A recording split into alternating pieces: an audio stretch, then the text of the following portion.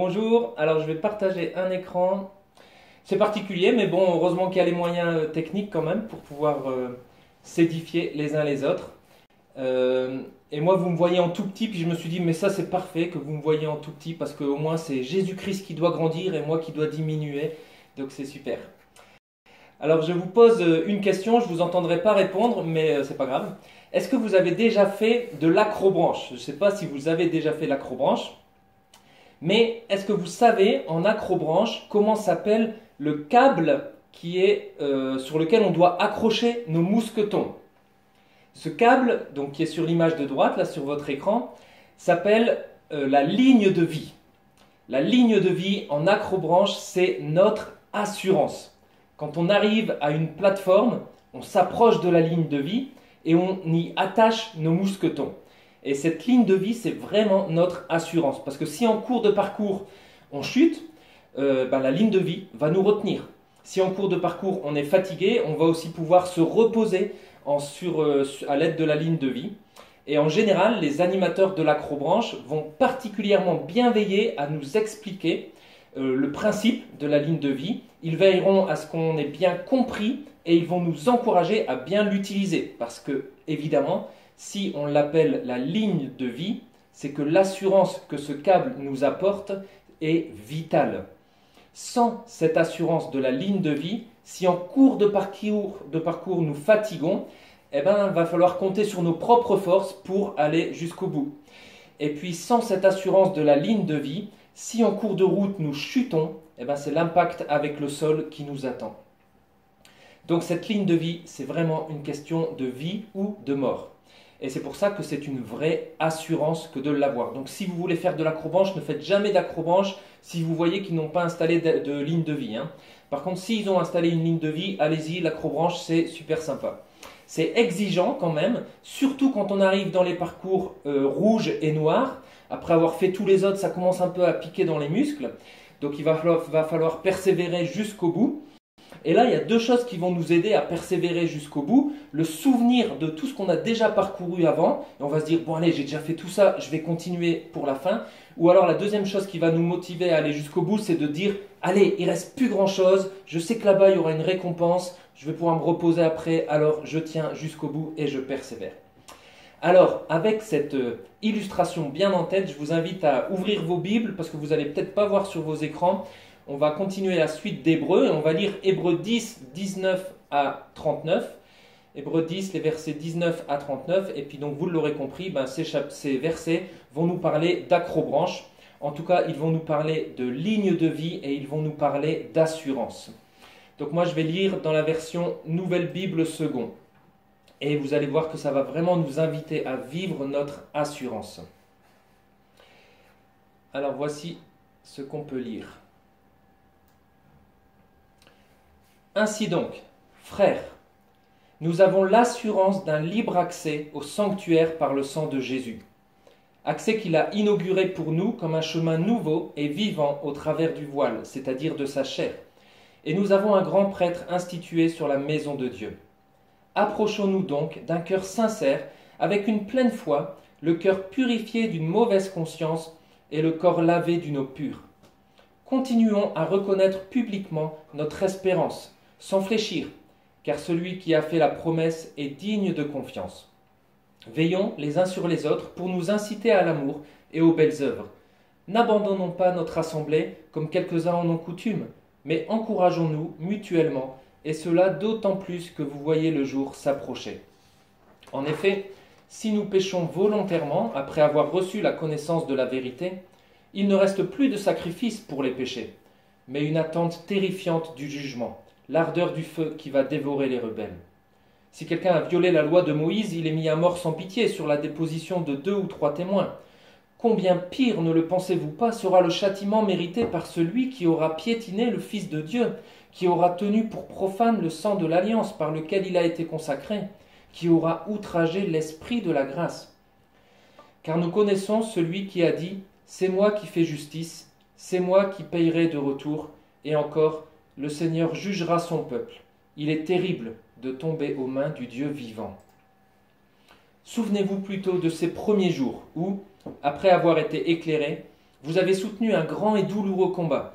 Tantôt vous étiez livré en spectacle, exposé aux insultes et aux détresses, tantôt vous vous rendiez solidaire de ceux qui subissaient pareil traitement.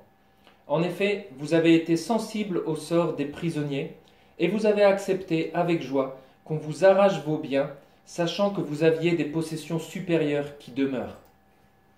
N'abandonnez donc pas votre assurance, qui comporte une grande récompense. Vous avez en effet besoin de persévérance, pour qu'après avoir fait la volonté de Dieu, vous obteniez ce qui a été promis. Car encore un peu, bien peu, et celui qui doit venir viendra. Il ne tardera pas. Or, mon juste vivra en vertu de la foi. Mais s'il se retire, mon âme ne prend pas plaisir en lui. Quant à nous, nous ne sommes pas de ceux qui se retirent pour se perdre, mais de ceux qui ont la foi pour sauvegarder l'âme. Alors, est-ce que c'est bon? Est-ce que vous avez vu le lien avec l'acrobranche, avec l'assurance? On va le développer ensemble. Et ce passage, on peut le résumer déjà en une phrase qui dit « Persévérons, vivons notre assurance ». Vivons notre assurance, c'est vraiment l'appel que nous lance l'auteur déjà dans une première partie, les versets 19 à 25. Et il commence à nous dire, d'abord par nous résumer, quelle est notre assurance. Ça, c'est les versets 19 à 21, où on découvre, il résume tous les chapitres précédents en disant que nous avons l'assurance d'un libre accès au sanctuaire même de Dieu. Ça, c'est ce qu'il nous a développé au chapitre 9. Le chemin vers Dieu est ouvert et ce chemin, Dieu nous crie « Venez à moi, venez à moi ». On peut en avoir l'assurance. On a aussi l'assurance que le chemin est grand ouvert par le sang de Jésus. C'est ce qu'il nous a développé à la fin du chapitre 9 et au début du chapitre 10 qu'on a vu la semaine dernière avec Thierry. Jésus a fait le nécessaire pour que ce chemin soit ouvert. On peut en avoir l'assurance. On a l'assurance aussi que cet accès, Jésus l'a inauguré comme un chemin nouveau et vivant au travers du voile, c'est-à-dire au travers de son corps, de son sacrifice. Ça, c'est ce que l'auteur a développé au chapitre 8 et au début du chapitre 9, lorsqu'il parlait de cette alliance nouvelle que le Dieu vivant avait fait et avait scellée avec le sang de Jésus. Et enfin, il nous rappelle qu'on a l'assurance d'avoir un grand prêtre institué sur la maison de Dieu, ce qu'il a développé au chapitre 7, avec Jésus qui est le grand prêtre selon la lignée de Melchisédek. Et donc tout ça, c'est notre assurance. C'est le câble de ligne de vie dans le parcours d'Acrobranche. Et si vous voulez redécouvrir toute cette assurance en détail, je ne peux que vous inviter à réécouter les prédications qui en parlent sur notre site internet. Si l'auteur a pris autant de temps à développer ces chapitres et cette assurance, c'est vraiment pour nous donner une assurance réelle et pour qu'on en soit bien imprégné. Et si parfois dans notre vie chrétienne, dans notre parcours d'Acrobranche de vie, on manque un peu d'assurance dans notre foi, et si on doute parfois de notre salut, eh bien relisons lentement, en les méditant, toutes les vérités qu'on trouve dans les chapitres 7 à 10, en priant que l'Esprit de Dieu nous aide à les comprendre et nous rendre pleinement convaincus des vérités pour que ça s'ancre en nous et qu'on puisse vraiment avoir cette assurance. Et en fait, dans les chapitres 8 à 10, 7 à 10, l'auteur a fait exactement comme les responsables d'un parcours d'Acrobranche. Il nous a démontré par A plus B que la ligne de vie, que l'assurance que nous avons en Jésus, c'est ce qu'il nous faut pour arriver au bout du parcours d'Acrobranche, qu'est notre vie, sans nous perdre, sans mourir à la fin, mais en étant pleinement sauvés.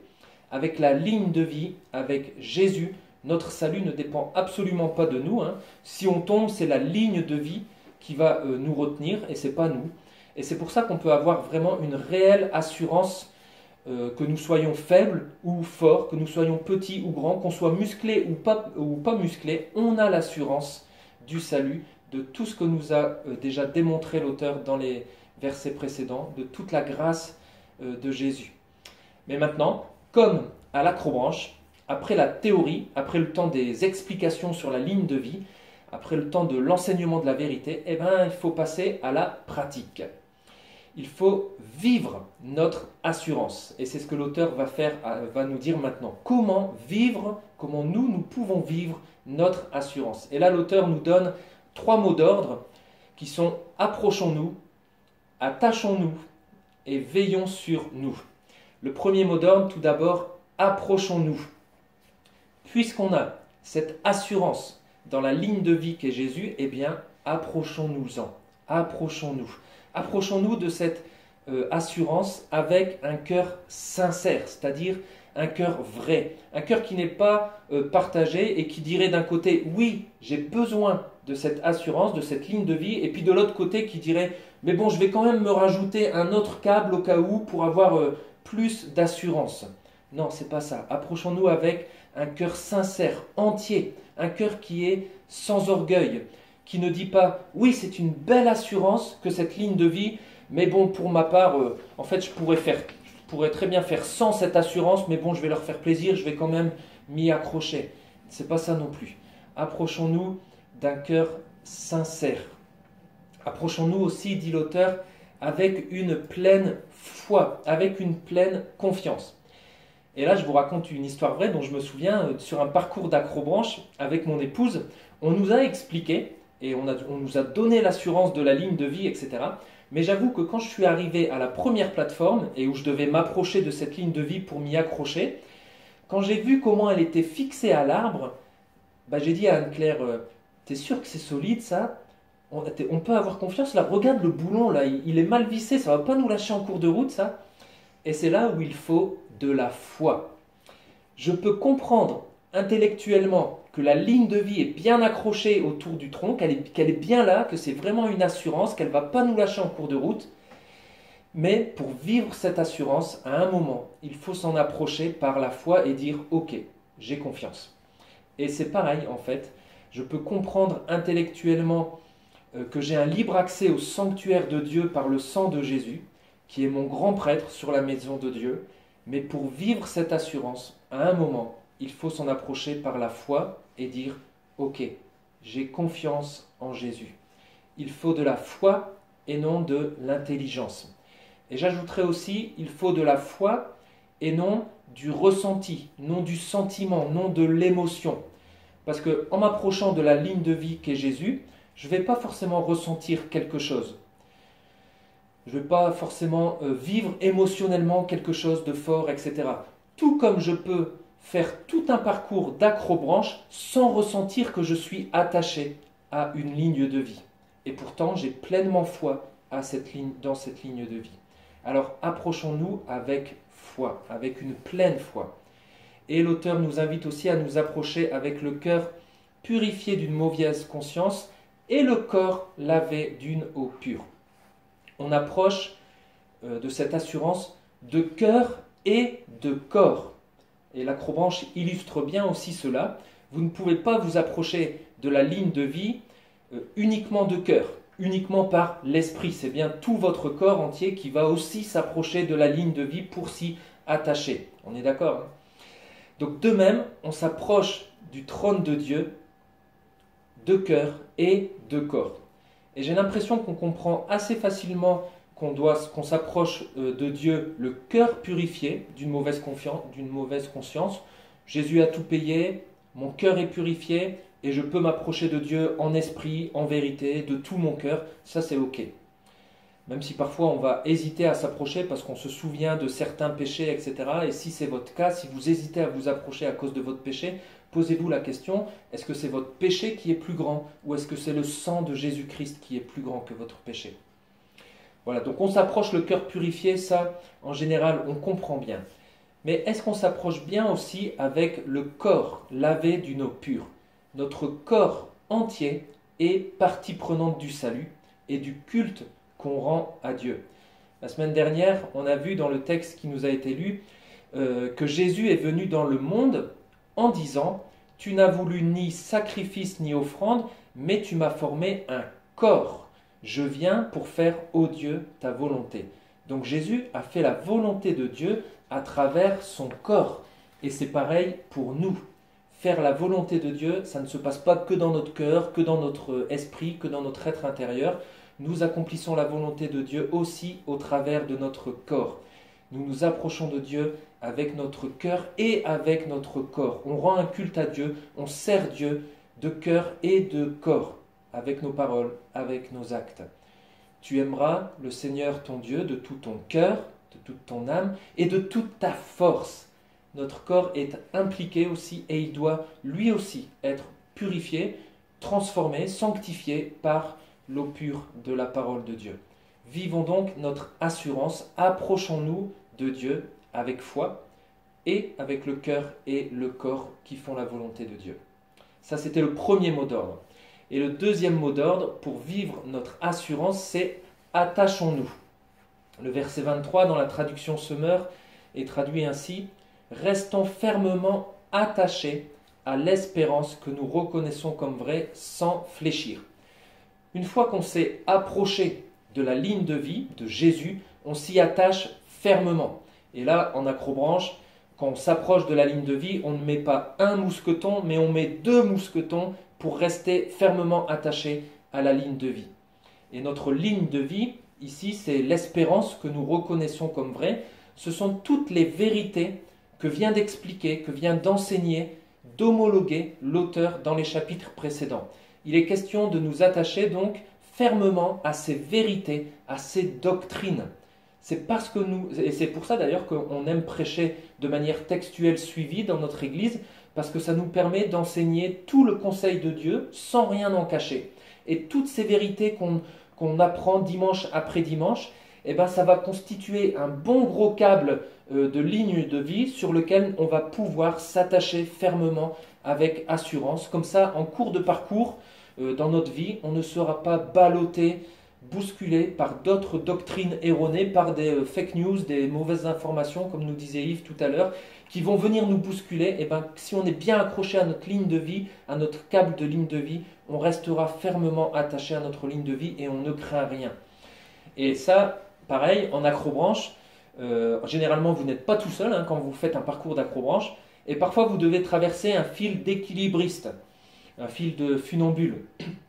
Donc vous êtes dans la cime des arbres, 10 mètres, parfois 30 mètres, 40 mètres de haut, et sous vos pieds, vous avez juste un fil. Et en général, sur ce fil, on y passe un par un. Mais parfois, il y a des petits malins qui vous rejoignent sur le fil et qui veulent vous déstabiliser. Alors qu'est-ce qu'ils font? Ils font osciller le fil de plus en plus fort en espérant que vous tombiez. Alors, est-ce que vous allez tomber? Peut-être, mais en tout cas, vous ne tomberez pas bien loin parce que vous êtes fermement attaché à la ligne de vie qui est au-dessus de vous. Et d'ailleurs, en général, quand ça se produit, en plus d'avoir nos 2 mousquetons qui nous attachent à la ligne de vie, on y ajoute nos 2 mains aussi pour être vraiment bien attachés à notre espérance. Je sais en qui je crois, je sais quelle est mon assurance, je sais ce qu'a fait Jésus pour moi et je vais continuer à m'appuyer sur cette vérité-là. On peut continuer d'avancer sans fléchir, sans avoir peur, sans être ébranlé, parce que nous sommes fermement attachés à la ligne de vie. Et que nous plaçons toute notre assurance dans cette ligne de vie, dans notre Sauveur et Seigneur Jésus-Christ. Et Jésus-Christ est vraiment digne de confiance, c'est ce que dit le verset 23 aussi. Je ne sais pas si vous savez comment on fait pour déterminer si quelqu'un est digne de confiance. Vous pouvez le faire avec vos amis pour savoir si quelqu'un est digne de confiance. Mais en général, il y a 5 questions à se poser pour savoir si quelqu'un est digne de confiance. Veut-il ce qui est bon pour moi? Ça, c'est la question des intentions. Sait-il ce qui est bon pour moi? Est-ce qu'il en a connaissance? Peut-il faire ce qui est bon pour moi? Est-ce qu'il est présent quand j'en ai besoin, quand j'ai besoin de lui? Et est-ce qu'il sera toujours digne de ma confiance? Et si vous répondez de manière positive à toutes ces questions, alors vous avez en face de vous quelqu'un qui est digne de confiance. Et les chapitres précédents nous ont montré que Jésus était digne de confiance. Il veut ce qui est bon pour nous. Il sait ce qui est bon pour nous. Il peut faire ce qui est bon pour nous et il l'a déjà fait aussi. Il est présent quand nous avons besoin de lui et il est toujours digne de ma confiance. Il sera toujours digne de ma confiance parce qu'il est le même hier, aujourd'hui, éternellement. Il est éternellement fidèle. Alors on peut vraiment vivre notre assurance en nous attachant à cette ferme espérance en sachant que Jésus est digne de confiance. Ça, c'était les 2 premiers mots d'ordre qui sont peut-être un peu, faciles à faire parce que c'est individuel, peut-être ça nous concerne individuellement. Mais on a un troisième mot d'ordre qui arrive et qui est peut-être le plus dur à mettre en œuvre pour vivre pleinement notre assurance. Et ce troisième mot d'ordre, c'est veillons sur nous, dans le sens veillons les uns sur les autres. Parce que vous avez remarqué que l'auteur utilise toujours la première personne du pluriel, le nous.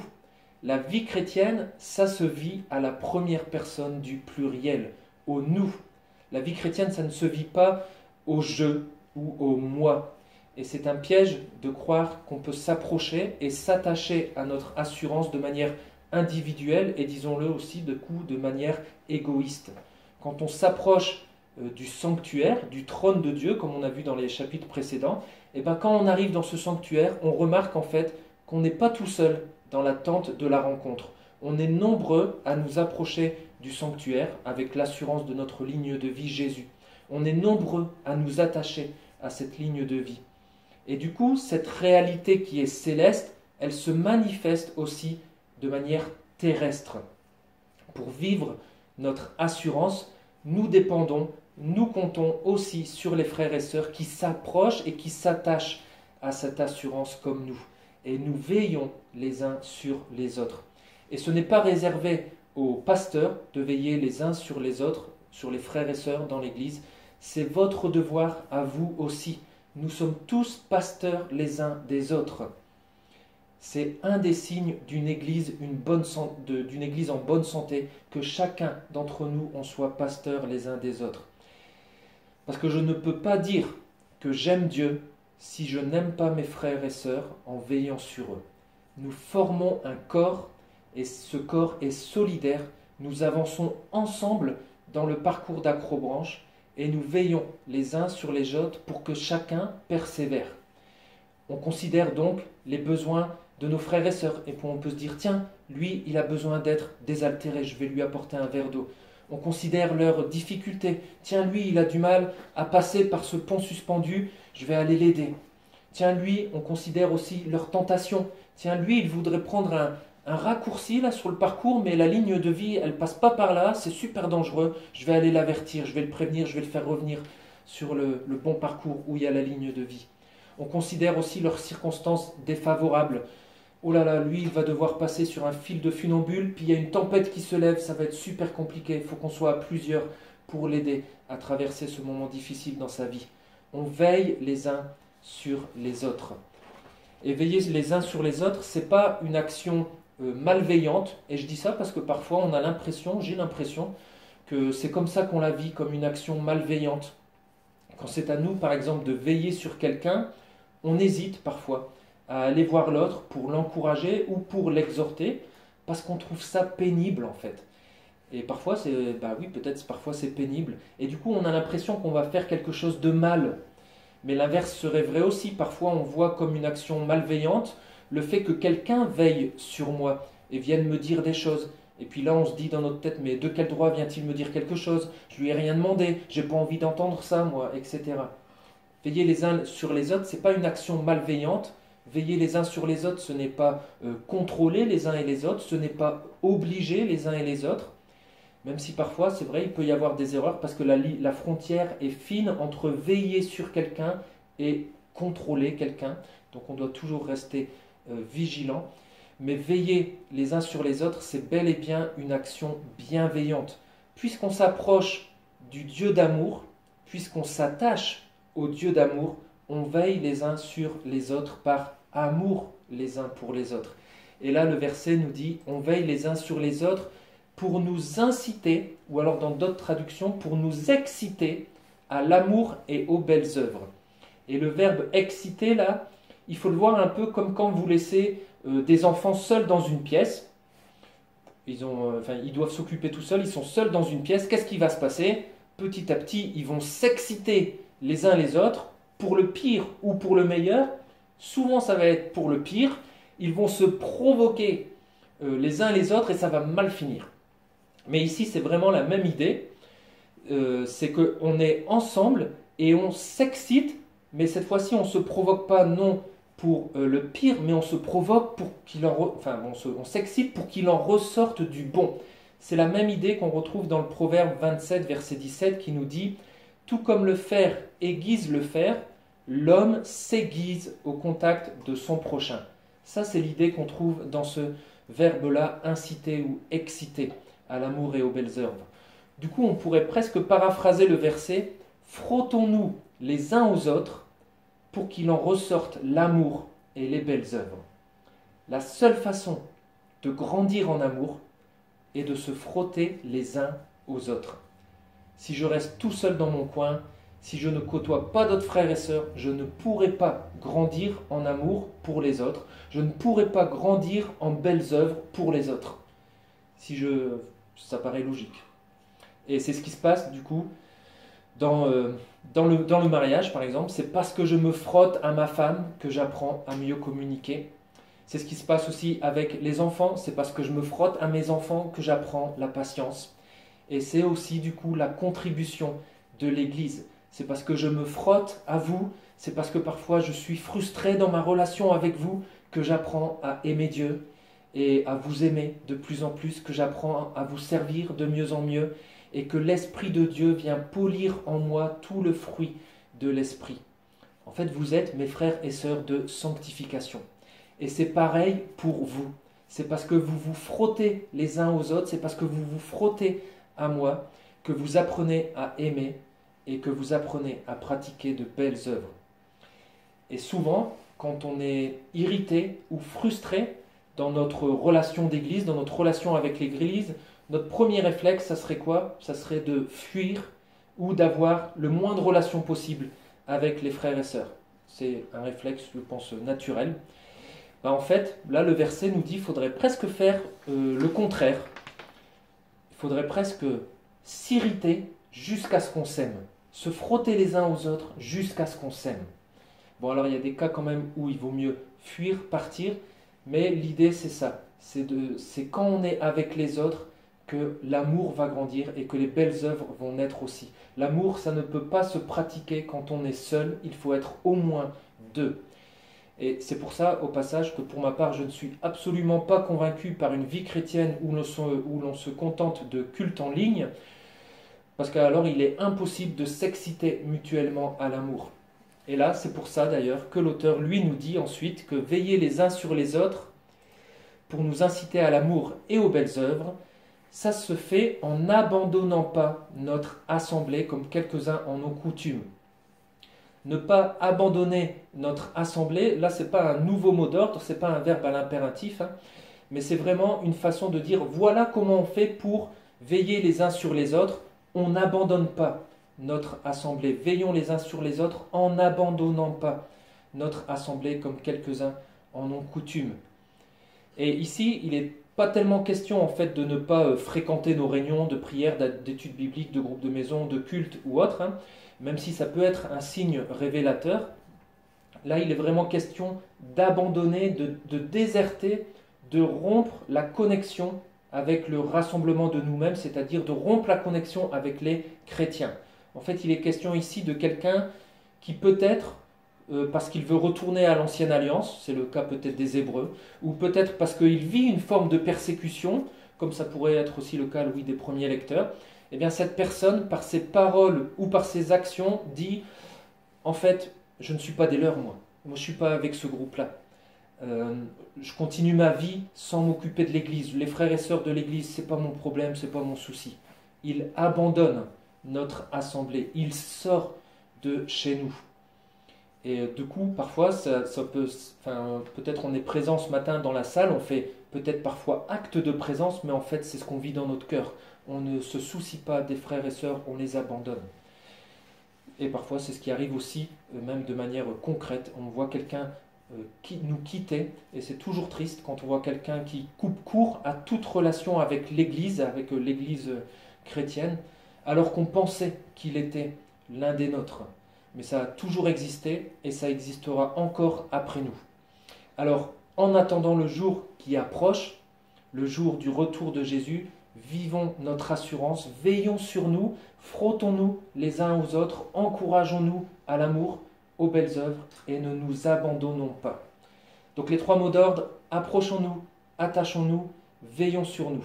Voilà comment nous sommes appelés aujourd'hui à vivre notre assurance avec Jésus-Christ. Maintenant, là, l'auteur vient de parler de personnes qui abandonnent parfois notre assemblée, l'assemblée des chrétiens. Alors qu'est-ce qu'il advient pour de telles personnes? Et c'est au verset 26 et 31 qu'on a la réponse, et je la résume ainsi: mourront sans assurance. C'est la 4e section d'avertissement qu'on trouve dans cette lettre. Et là, il est question ici de personnes qui ont reçu la connaissance de la vérité. Autrement dit, elles ont été enseignées sur les vérités de l'Évangile, sur les vérités que vient de détailler l'auteur dans les chapitres précédents. Donc si nous étions là les semaines précédentes, on est des personnes qui avons reçu la connaissance de la vérité. On connaît la vérité, on connaît le moyen du salut que Dieu a mis en place pour nous en Jésus-Christ. Maintenant, comme partout ailleurs dans la Bible, et comme nous en a aussi un peu parlé déjà ce matin Yves, quand la parole de vérité nous est présentée, il n'y a que 2 réponses possibles. Soit on croit que c'est une info qui est vraie, et on fait confiance, on place notre foi dans ces paroles, et nous sommes sauvés. Soit on croit que c'est de l'intox, on croit que c'est une fake news, on croit que ce n'est pas vrai, et on ne place pas notre foi, notre confiance dans ces paroles que nous avons entendues. Et dans ce dernier cas, nous péchons volontairement, nous dit l'auteur. Nous péchons volontairement en rejetant l'Évangile, en rejetant la seule bonne nouvelle qui peut nous sauver, qui peut me sauver la vie. On tourne le dos à la grâce de Dieu. On rejette la ligne de vie. On ne la rejette pas la vérité, on ne rejette pas la vérité par ignorance, mais on la rejette volontairement, en connaissance de cause. J'ai entendu, on m'a tout expliqué, mais je rejette. Et pour ce péché volontaire, qu'on appelle l'apostasie en général, il n'y a pas de pardon, pas de grâce, aucun autre sacrifice qui peut nous sauver. Sans l'assurance de la ligne de vie, nous mourrons. On revient à l'illustration de l'acrobranche. Les responsables nous ont présenté la vérité de la ligne de vie. Ils nous ont bien expliqué en quoi elle est notre seule assurance. On a toutes les informations requises. Il ne nous manque rien intellectuellement. Mais en commençant le parcours d'acrobranche, volontairement, je refuse d'utiliser la ligne de vie. Donc je joue sans filet. Je n'ai aucune assurance. Donc je pêche volontairement. Et au premier fil de funambule que je vais devoir traverser, sans l'assurance de vie, je vais tomber et je vais mourir. Si je rejette de façon permanente la grâce de Dieu, l'assurance que me donne le Fils, il n'y a rien d'autre qui peut me sauver. Dans la nouvelle alliance, qui est la seule alliance avec Dieu qui est ouverte et qui est en vigueur aujourd'hui, seul le sacrifice de Jésus donne accès à la présence de Dieu, et c'est ce sacrifice parfait qui nous donne accès, il n'y en a pas d'autre. Du coup, si je rejette ce sacrifice, eh ben, j'élimine tout espoir de salut pour moi. Si toute ma vie, je rejette la ligne de vie, à la fin, je meurs éternellement, loin de Dieu, dans l'ardeur du feu qui va dévorer les rebelles, nous dit le verset. Et ça peut faire peur, et il y a de quoi. Déjà, dans l'Ancienne Alliance, le texte dit que sous la loi de Moïse, si quelqu'un péchait volontairement contre la loi, il était mis à mort sans pitié, sur la déposition de 2 ou 3 témoins. Il y avait quand même la justice. Alors maintenant que nous sommes dans la nouvelle alliance, maintenant que nous avons vu, que nous avons compris la suprématie du Fils de Dieu pour nous sauver, combien pire sera le châtiment mérité par celui qui aura piétiné le Fils de Dieu, qui aura tenu pour profane le sang de l'alliance, qui aura juste dit, bah ouais, ça c'est juste un truc terrestre, qui aura outragé l'esprit de la grâce. Son jugement par le Dieu vivant, par le Dieu de justice, sera terrible. Et c'est normal en fait, parce qu'on est passé à un niveau supérieur de révélation, à un niveau supérieur de grâce aussi. Dieu a envoyé non plus des serviteurs de sa maison, mais son propre Fils pour sauver l'humanité. Rejeter volontairement le Fils en connaissant toute la vérité sur le Fils, c'est bien plus terrible finalement. Et c'est ce qu'a fait Judas. Il connaissait Jésus, il connaissait toute la vérité et il a rejeté cette vérité. Et pour reprendre l'illustration de l'acrobranche, quand les responsables vous expliquent la ligne de vie, d'abord vous allez pratiquer sur un parcours d'entraînement. où vous êtes juste à 30-50 cm du sol. Donc enfreindre la règle de la ligne de vie à 30-50 cm du sol, on va dire ça passe. Vous allez tomber, peut-être vous allez vous faire mal un petit peu, vous blesser, mais c'est bon, ça ira. Alors pour l'illustration, disons que ce terrain d'entraînement, c'est l'ancienne alliance. Mais maintenant, dans la nouvelle alliance, on ne joue plus sur le parcours d'entraînement. On n'est plus à quelques centimètres du sol. On est à plusieurs mètres au-dessus du sol. On est dans la cime des arbres. Alors ne pensez-vous pas qu'il sera bien pire de rejeter la ligne de vie à cette hauteur? C'est la même idée que donne ici l'auteur de l'Épître aux Hébreux. Voici l'avertissement de l'auteur. Nous mourrons sans l'assurance qu'il nous a présentée. Alors mes amis, Dieu, dans l'Ancien Testament comme dans le Nouveau, est un Dieu patient, aimable, infiniment miséricordieux, qui ne veut qu'aucun périsse. Alors à vous qui connaissez la vérité de l'Évangile, mais qui peut-être n'avez pas encore saisi par la foi cette assurance de la ligne de vie qu'est Jésus, ne laissez pas passer l'occasion. Parce que quand l'occasion sera passée, l'espoir sera passé aussi, et la vie éternelle sera passée aussi. Aujourd'hui, disait l'auteur, si vous entendez sa voix, n'endurcissez pas votre cœur, obéissez, approchez-vous par la foi de cette ligne de vie, attachez-vous fermement à l'espérance de cette ligne de vie et veillez les uns sur les autres. Vivons notre assurance ou mourrons sans assurance, c'est ce que nous dit le texte jusqu'ici. C'est le gros avertissement de l'auteur. Mais comme on l'a déjà dit dans les précédents enseignements sur Hébreu, nous, à vue humaine, on ne pourra jamais trop distinguer en fait entre un apostat, quelqu'un qui rejette complètement la grâce, ou avec quelqu'un qui rétrograde, qui a un coup de mou dans sa foi. Et on ne devrait même pas essayer de le faire en fait. Seul le Seigneur est capable de faire cette distinction. Et pour nous, on devrait simplement continuer de veiller et d'encourager à s'accrocher, à s'attacher à cette ligne de vie.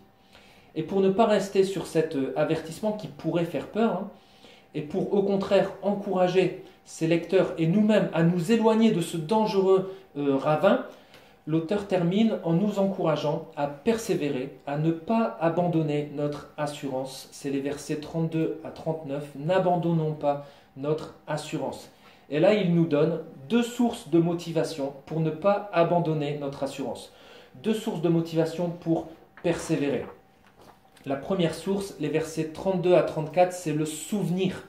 Souvenons-nous de ces premiers jours, de nos premiers jours en tant que chrétiens, quand nous avions compris et saisi par la foi la grâce de Dieu en Jésus-Christ, quand nous avons vu nos vies transformées par l'Esprit, quand dans notre premier amour, tout feu, tout flamme pour le Seigneur, nous avons soutenu un grand et douloureux combat, le combat de la foi, celui où nous étions prêts à porter notre croix, à changer notre vie, celui où nous étions prêts à souffrir pour le nom de Jésus-Christ, à accepter peut-être même d'être livrés en spectacle, d'être ridiculisés par les autres, d'être exposés aux insultes, aux détresses, etc. Souvenons-nous de ces premiers jours où notre amour pour Dieu, notre amour pour Jésus, était supérieur à notre amour pour nous-mêmes et supérieur aussi à notre amour pour le monde. Parfois, comme pour les lecteurs, on a pu vivre aussi tantôt cette forme d'hostilité. Eh bien, souvenons-nous de ce qui s'est passé au tout début. Et tantôt, comme l'auteur le dit aussi, on n'est pas sous l'hostilité. Alors souvenons-nous des services rendus au corps du Christ. Souvenons-nous que nous nous rendions solidaires de ceux qui subissaient pareil traitement. Et parfois on pourrait se culpabiliser peut-être en disant « Ah, je ne suis pas un bon chrétien parce que je ne suis pas persécuté pour le nom de Jésus-Christ, etc. » Tant mieux en fait, tant mieux. Mais ce n'est pas pour autant qu'on doit se la couler douce. Profitons-en pour nous rendre solidaires de ceux qui sont persécutés ou qui passent par une forme d'hostilité dans leur vie, la souffrance, etc. Soyons sensibles au sort des prisonniers, dit le texte, acceptons avec joie qu'on nous arrache nos biens. En fait, là, ici, on est en train de parler du verset qui disait « Veillons les uns sur les autres ». Ici, c'est le verset « Veillons les uns sur les autres » qui est mis en action. Et on n'est pas en train de parler de grandes choses que seulement certains pourraient accomplir, mais on parle de petites choses toutes simples. Souvenons-nous par exemple de ce que nous disait Jésus « Donner à manger, donner à boire à ceux qui ont soif, accueillir ceux qui ont besoin, fournir des vêtements, soigner, aller visiter les malades, ceux qui sont en prison, etc. Ainsi, on s'encourage mutuellement à l'amour et à la pratique des belles œuvres, aller déposer un panier repas quand quelqu'un en a besoin, etc. Et on le fait avec joie, sachant que nous avons des possessions supérieures qui demeurent. Nos possessions ici terrestres, ce ne sont pas nos biens les plus précieux. Ma voiture, ma maison, etc. Ce n'est pas les biens les plus précieux que je possède. Les biens les plus précieux que je possède, que nous possédons lorsqu'on est chrétien, ils sont au ciel et personne ne pourra nous en priver. Donc sur un parcours d'accrobranche, parfois ça peut être long, hein, et quand on arrive au parcours de difficulté rouge ou noire, après avoir fait les précédents, vert, orange, etc., je ne me souviens plus des couleurs, mais quand on arrive au rouge et au noir, parfois ça commence à tirer un peu dans les muscles et on serait tenté d'abandonner. Et là c'est bon d'avoir un ami qui vous dit « Hé, souviens-toi, regarde tout ce que tu as déjà parcouru. Souviens-toi, tu pensais que tu n'allais jamais réussir le saut de Tarzan, mais tu l'as fait. Souviens-toi aussi quand tu as encouragé un tel lorsqu'il avait peur de faire la tyrolienne. T'as vu son sourire à la fin quand il l'a fait ?» Et là on se dit « Ah ouais, c'est vrai. Bon allez, je continue, je n'abandonne pas, je persévère. » Souvenons-nous. Et le deuxième élément, source de motivation aussi pour persévérer, c'est de se projeter dans le futur. Dans le parcours d'acrobranche que j'avais fait avec mon épouse, je me souviens que ce qui me motivait à continuer, c'était de savoir qu'à la fin, le dernier parcours, bon c'était un parcours noir, mais ce parcours noir se faisait à flanc de colline et il offrait une vue panoramique magnifique sur l'Ardèche, parce qu'on était en Ardèche à ce moment-là. Et me projeter dans ce futur, me dire « Allez JD, encore un peu, pas grand-chose, et ce panorama magnifique sera pour toi », bah ça me motivait à fond. Et ben c'est aussi comme ça que l'auteur encourage ses lecteurs et nous-mêmes pour persévérer. Et pour terminer là avec les versets 35 et 39, il dit « N'abandonnons pas notre assurance, elle comporte une grande récompense. » Oui, il nous faut de la persévérance ici-bas pour continuer de faire la volonté de Dieu, même si parfois ça va tirer un peu, même si parfois ça va faire mal, mais il nous faut de la persévérance. Nous allons persévérer parce qu'alors nous obtiendrons ce qui nous a été promis. Un panorama magnifique, une nouvelle cité, une nouvelle terre, une nouvelle création, le sanctuaire même de Dieu, sa présence constante à mes côtés, plus de deuil, plus de souffrance, plus de larmes, le repos, la paix, le bonheur, la grâce qui m'accompagne tous les jours, l'amour éternel de Dieu pour l'éternité. Alors allez, encore un peu, bien peu, et celui qui doit venir, Jésus, viendra. Il ne tardera pas. Continuons, persévérons, vivons notre assurance. Approchons-nous par la foi, attachons-nous à l'espérance. Veillons les uns sur les autres pour nous encourager à l'amour, parce qu'à la fin, ce sont bien ces trois choses qui demeurent, la foi, l'espérance et l'amour. Alors dans le parcours d'acrobranche, où j'étais motivé par le panorama final, malheureusement, je ne suis pas arrivé au bout. J'ai dû abandonner au parcours rouge. Est-ce que vous savez pourquoi? Enfin, vous ne le savez pas parce que vous n'y étiez pas. Mais j'ai dû abandonner parce que je n'avais pas compris la ligne de vie. Je n'avais pas compris l'assurance que je pouvais avoir en elle. J'ai fait un saut de Tarzan, donc un saut de Tarzan, c'est-à-dire que j'ai pris une corde, on se jette dans le vide et on arrive de l'autre côté dans un filet auquel on doit s'agripper. Malheureusement, je n'ai pas réussi à m'agripper au filet du premier coup. Et donc comme on se balance, le premier élan c'est le seul où on peut avoir le filet, et puis après on se balance, puis on s'arrête en plein milieu. Et on est suspendu dans le vide. Donc j'ai pas réussi à m'agripper du premier coup, donc je suis suspendu dans le vide. Il y a une corde à côté que je dois prendre, que je dois tirer pour hisser mes 80 kg en bas du filet. Et arrivé en bas du filet, qui fait entre 5 et 7 mètres, je dois monter pour arriver à la plateforme, parce que c'est là où je peux poursuivre le filet, et où je peux poursuivre le parcours, et je ne peux pas m'arrêter au milieu du filet. Et donc je grimpe le filet, et arrivé au milieu du filet, mes muscles tétanisent. Je n'en peux plus, j'ai peur de tomber, je m'agrippe au filet et je ne peux plus bouger. Impossible de bouger. Et là, il y a un animateur du coup de l'acrobranche qui vient m'aider et qui me dit « Mais pourquoi tu ne t'es pas reposé sur la ligne de vie? Elle est là pour ça. quand tu n'en peux plus, quand tu veux reprendre des forces, avec ton baudrier qui est accroché à la ligne de vie, tu te laisses pendre et tu te reposes, tu reprends des forces et après tu repars. Eh bien oui, c'est vrai, mais moi j'avais oublié. J'avais complètement oublié la ligne de vie et l'assurance qu'elle me donnait. Alors finalement, j'ai réussi tant bien que mal à arriver à la plateforme, à atteindre la plateforme. Là, j'étais HS, j'ai dû me retirer et abandonner le parcours. Et c'était fini pour moi. Alors heureusement, ce n'était que de l'acrobranche. Mais quant à ce qui est de la vie chrétienne, je veux être, et j'espère que c'est notre désir aussi, je veux être de ceux qui ne se retirent pas pour se perdre, mais de ceux qui ont la foi pour sauvegarder l'âme. Alors mes frères et sœurs, persévérons, vivons notre assurance.